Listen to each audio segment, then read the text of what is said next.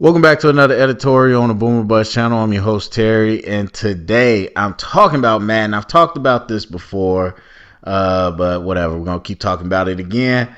Look, I enjoyed the last Madden. I know there are people just determined to hate anything EA Sports does, and there's people that legit still think it's not that good, whatever, blah, blah, blah. I recognize the changes they made, the steps they made, listening to us, trying to make it better. And I do think it has been better, but I still wouldn't say it's anywhere near what it could be or what it should be. And so I've been thinking about this, and I want to propose some changes. I've done this before, and this is actually quite different than what I've said before. So I'm gonna just dive into it. I got 3 changes that I think would be big time. I'm gonna start with the first one. That's pretty simple, and that is add incentives to the contracts, stat-based incentives. Yeah, I would say stat-based. I mean, you could also make it like playoffs and awards based too, but be able to add stats, because the big thing for me, and I know like a lot of people are simmers, they like to sim things. That's not what I do. I play. So the stats never matter to me in terms of what the league is doing. It just doesn't.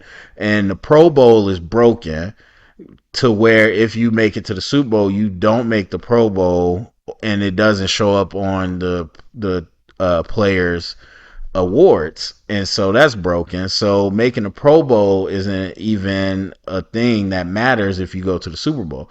So for me, I think if you add stat-based incentives, not only does it make the contracts more realistic, but then that stats actually matter.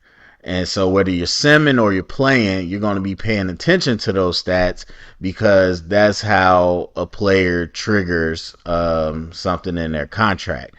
And it's not to say, obviously, that you don't want them to hit those incentives. I mean, you could if you slime me like that, but I would add that.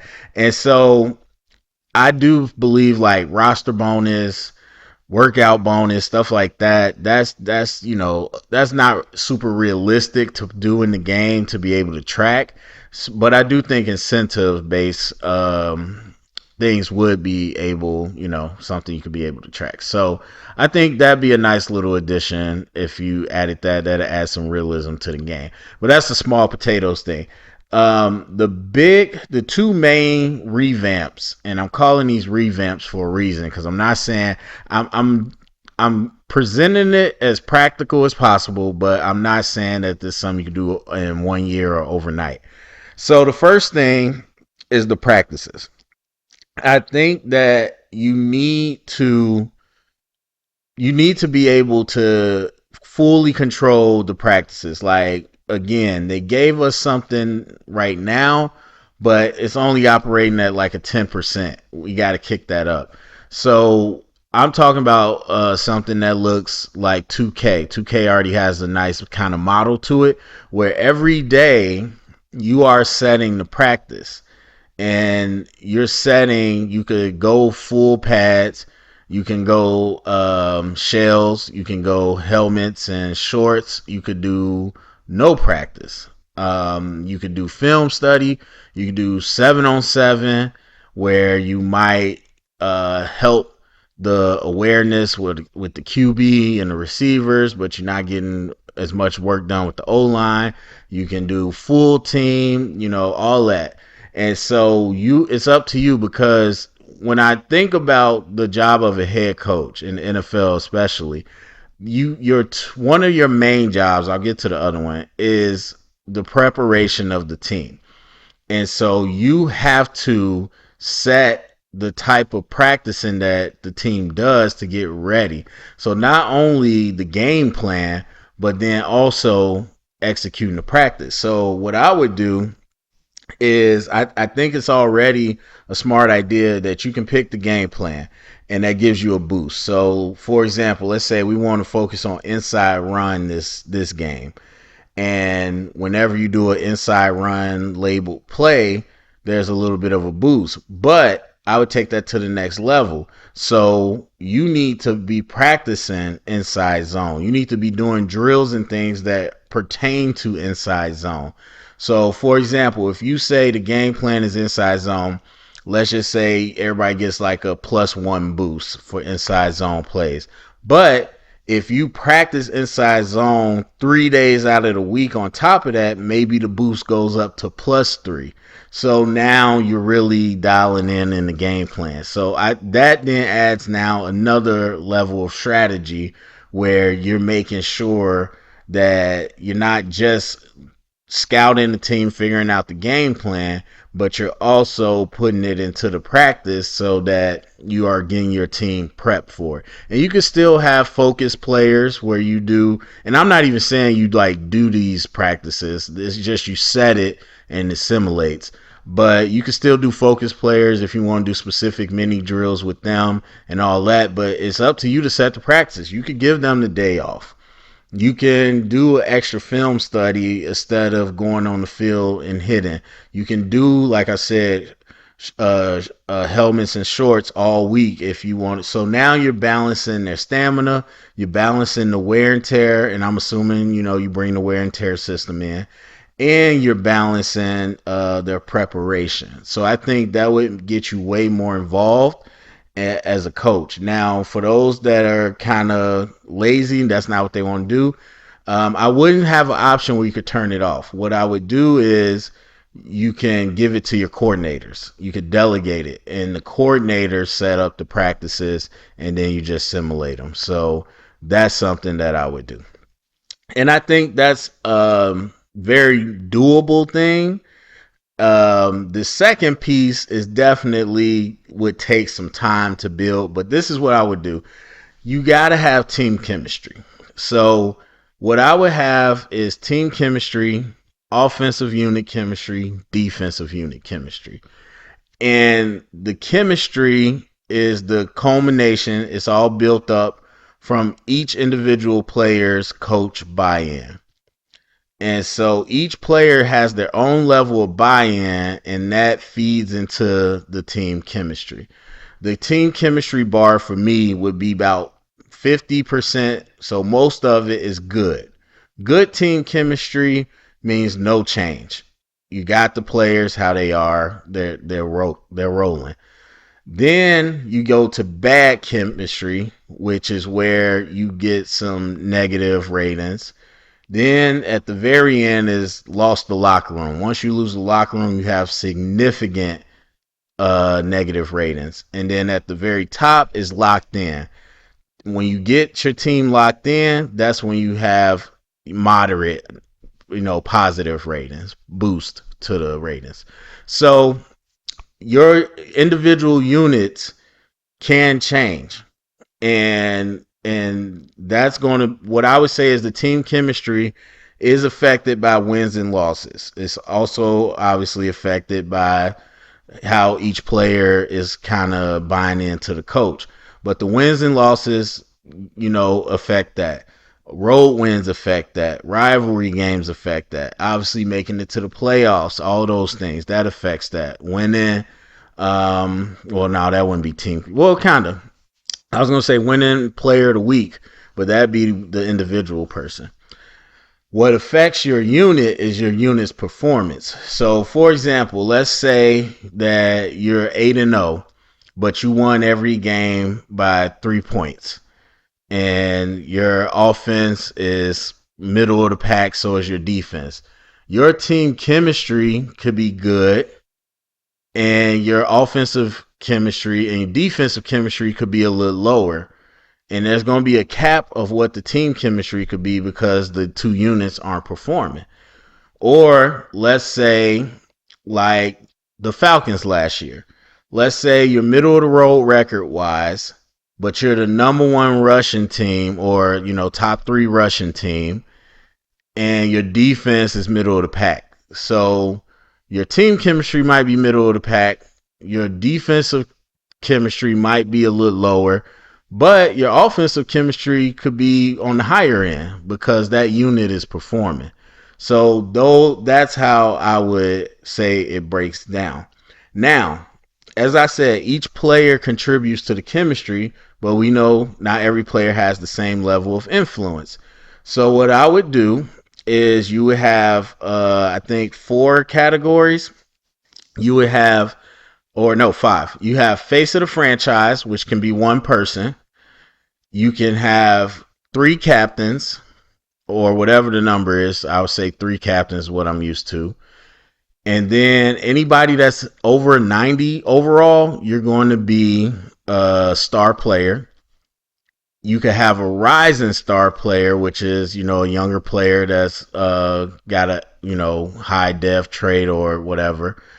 And the last one would be just a normal player. So depending on what you are, your influence on the chemistry is going to be more. So let's say you're Pat Mahomes. Pat Mahomes, face of the franchise, you're a captain, you're a star player. You're going to have the most influence that a player could have.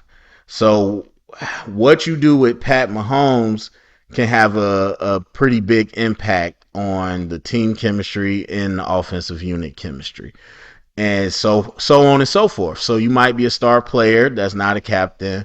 You might be a decent player that's a captain, whatever, so forth, so on. So just like in real life, the influence is going to matter. All right. So how does the buy-in work? How does this all, what impacts this? And well, actually, let me back up 1 second. The thing that keeps this driving is a revamp of the rating system. Now, I liked how they revamped the rating system a few years back to where like being a 76 wasn't like a death sentence. It was more normal. And I feel like they got away from that. And so they got back to this artificial numbers. Like they say Justin Jefferson's the best receiver. We gave him all these stats, but he's not a 99. Okay, let's raise these things to artificially get him to a 99. I don't like those types of things. But really what I want to focus on is awareness. I think awareness is too much of a novelty stat. It needs to be a premium stat. And all of this chemistry works around awareness. So what I would say, you could call it awareness, but what I would really say in, behind the scenes is consistency. And it reminds me of 2K. Like, you could be a great 3-point shooter, but you might not have good shot IQ. You might not take good shots, or you might not have good consistency. And so what I really would like awareness to be is your player to be locked in. If I had to rename it, I would call it football focus.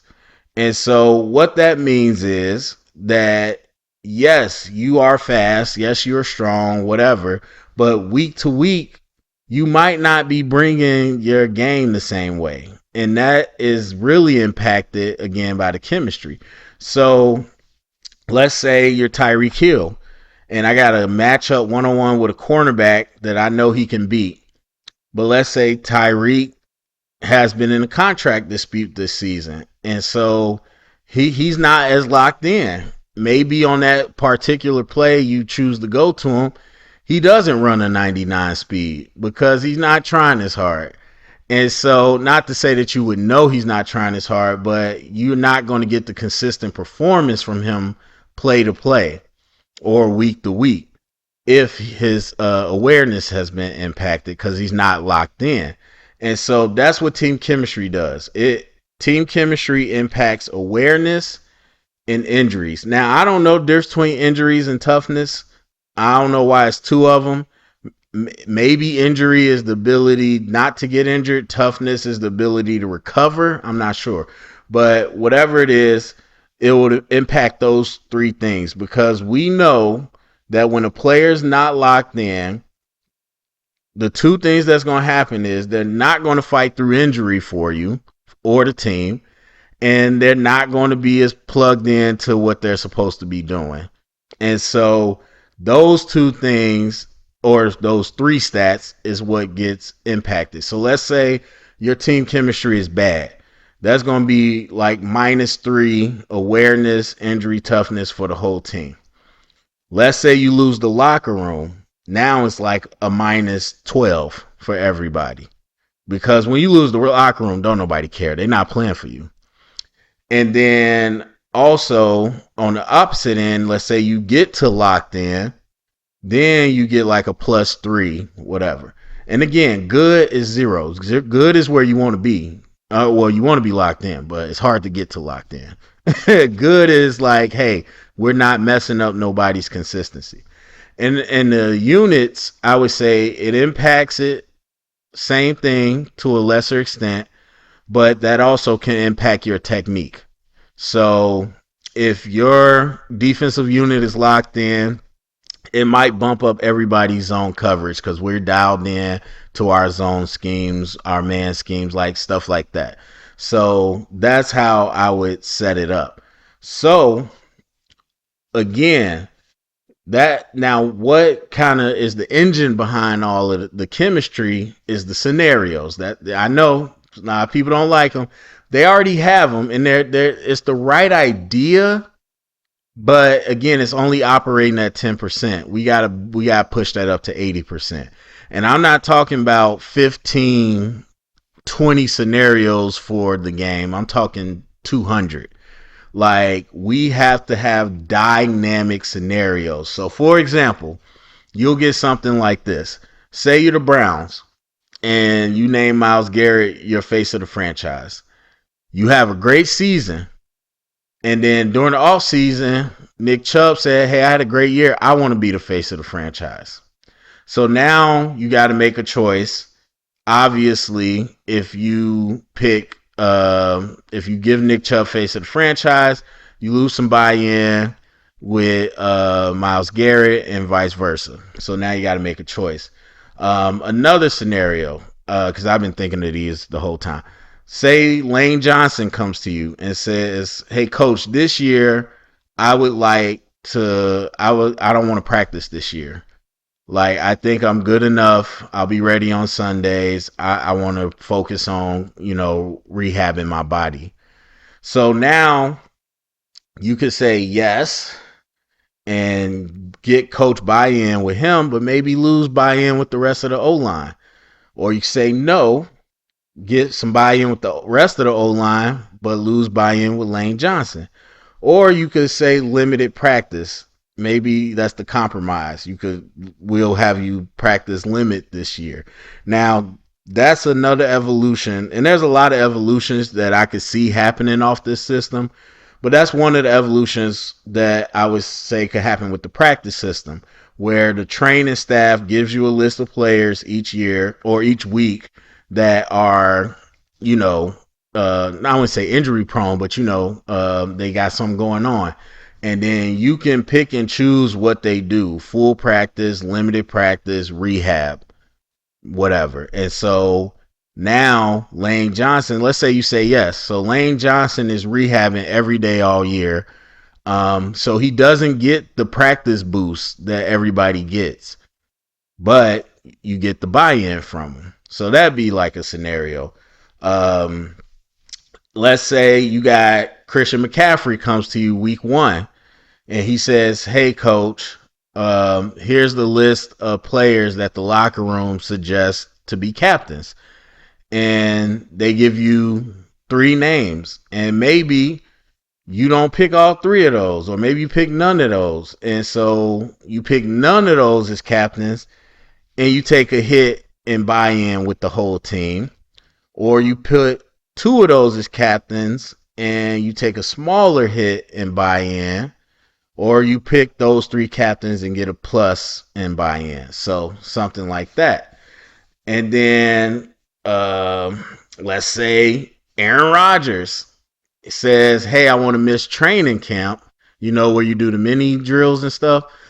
Says, I want to miss training camp to go to something. Or not miss training camp, but miss a day in training camp to go on a trip. So, you see how that works. You could get buy-in with him, lose a little buy-in with everybody else, or offensive chemistry, whatever. And then also other dynamic scenarios that you can't really change. Let's say that Josh Jacobs comes to you and says, hey, or the offensive coordinator message you says, Josh Jacobs Whole family is in town for the game. He's really hoping to get 100 yards and have a big day for them. So he's got a plus 10 in awareness. So he's locked in that game. And he's locked in for that game, but you don't get the 100. Now you lose some buy-in. Or you do get the 100, you gain some buy-in. Something like that. The opposite. Say offense coordinator says, hey, Travis Kelce is dealing with a family issue this week. He'll be back and forth, whatever. So maybe he has -7 awareness. And so maybe you sub in or use 2 tight end sets a little more. Maybe you run more. Or maybe you try to get the ball to Rashid Rice or somebody more that week. So scenarios like that where you are managing the team, because that is the two main things. Like, yes, you go out and play football Sunday, but people got to realize that's one day. The rest of the time, the head coach is managing the personalities of the team, and they're managing the preparation of the team. That's the two biggest things you do as a head coach. And so another thing that I think would be cool to develop off that is player personality types. And again, much like these scenarios, you make them generic because obviously no player wants to see somebody screenshot them like doing something crazy. Like, hey, Madden, why did y'all say that I'm a cancer on the team? Like stuff like that. So what I would say is like competitor or fiery competitor. Those are people who gain coach trust real fast, but they lose it real fast because they want things their way. And, you know, again, they're more volatile, but they're competitive. That's what we call it. Then you got professional. A professional, so fiery competitor, Stephon Diggs. Good teammate, good for the morale when things are going well, but when things are not going well, they lose buy-in quick and they could hurt the team chemistry, the offensive unit chemistry. Professional, I think of Devontae Adams. He wants to go out there and play well. He wants the ball. He wants to be paid well, but he's not going to hold out. He's not going to, cause a big stir. So these people these players with that personality trait, they're going to gain coach trust and lose coach trust pretty much on a normal basis. Then you got easygoing, which I would say is harder for them to lose coach buy-in. I said coach trust, that's NCAA. Harder for them to lose coach buy-in because they're just more easygoing, but not necessarily easy to get coach buy-in. You know what I mean? Then you got team player. Team player is somebody that's easy to gain coach trust and real hard, or coach buy-in, real hard to lose coach buy-in. Those are players that might more likely take a pay cut or not, go for the highest amount of money. Same thing, with professional like Devontae Adams. They're going to do their job, but they're not going to take a pay cut for you. And so what I think would be cool is, like, obviously you'll work with the players to assign people's personality types. And for the most part, you're never really going to have a star player be a team player.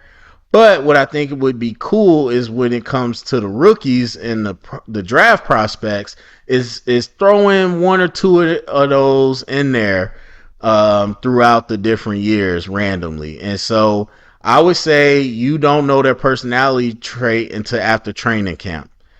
And so much like they wait to reveal their dev trait, I would wait to reveal their personality type to after training camp. But now those little stories and tweets and stuff they talk about with the prospects matter, because let's say you need a quarterback and you see a couple stories throughout the year that suggest this quarterback might possibly be a fiery competitor versus this other quarterback who more than likely is going to be professional or easygoing. And let's say they're rated about the same for you. You might say our team has too many fiery competitors. That's a volatile team. If something goes wrong, I could lose the locker room. Like, and the quarterback, if he's good as we think, he's going to have a lot of power. I don't want my face of the franchise to be a fiery competitor. And so you might choose to go with this other player because you suspect he might have a personality trait that fits more what your team is or what your team needs. And then you go through training camp and you might be wrong, you might be right. I think that's cool. I think that's cool because, like, if you put it like a Brandon Ayuk, I would say is a professional. Well, the way he's been acting, maybe he's a fiery competitor. I don't know, but either way, let's just say you go into a season where the player wants a contract and you haven't gave them a contract, so their buy-in is low and is capped. It can't get any higher than where it's at because they're not happy with you right now. So let's say you go out there. Here's a scenario I was thinking of. Let's say Christian McCaffrey, like I said, brings you that list. Brandon Ayuk is one of the team captains that they want. If you make him a team captain, that increases his negative impact on the team chemistry.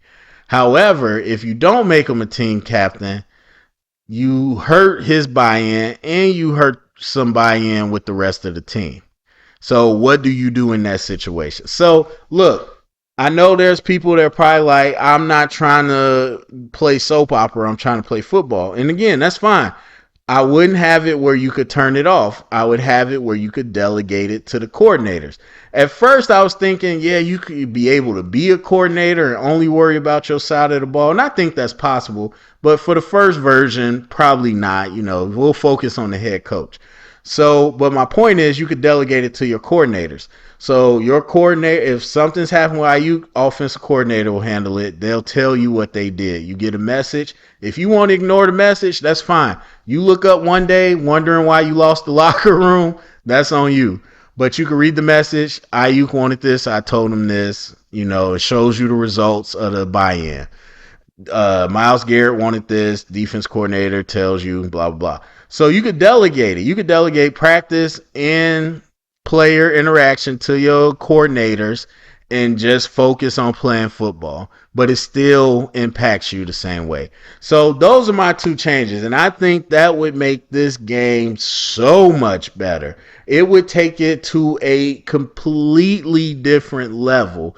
And I know a lot of casual football fans and a lot of just pure game fans that aren't football fans. You're like, oh man, I just want to play football. Da, da, da. No, this is real life. This like real players aren't robots. They're not games. Like real life is dealing with personalities and chemistries day to day. And you could have scenarios too. I just thought of another one. Quarterback says, I'm not liking the offensive coordinator scheme. Or maybe they come to you and say, hey, I'm really, like, say Bryce Young comes to you, I'm really looking forward to you getting a receiver in this draft. Maybe the receivers aren't good that draft and you don't get one and you lose some buy-in.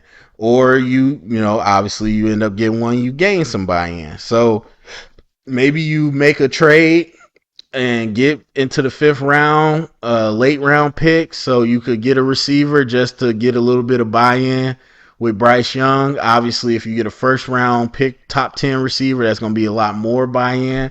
So stuff like that. And then maybe you, again, got to think about going to a new coordinator because the quarterback doesn't like the scheme or the running back or whatever. So, and it's not just star players. You'll get some scenarios from normal players, but now you know how to prioritize because, well, it's up to you how to prioritize. You know this player's a star, a face of the franchise. This player's not. Now you got to handle it. So let's say you're the Packers and Jair Alexander's face of the franchise, and Jordan Love says, I want to be the face of the franchise.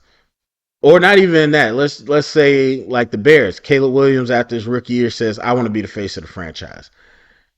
And maybe he's only like an 82. So do you want to do that? Do you want to tell him no? Blah, blah, blah. So I think that'd be cool, man. But anyway, that's my pitch.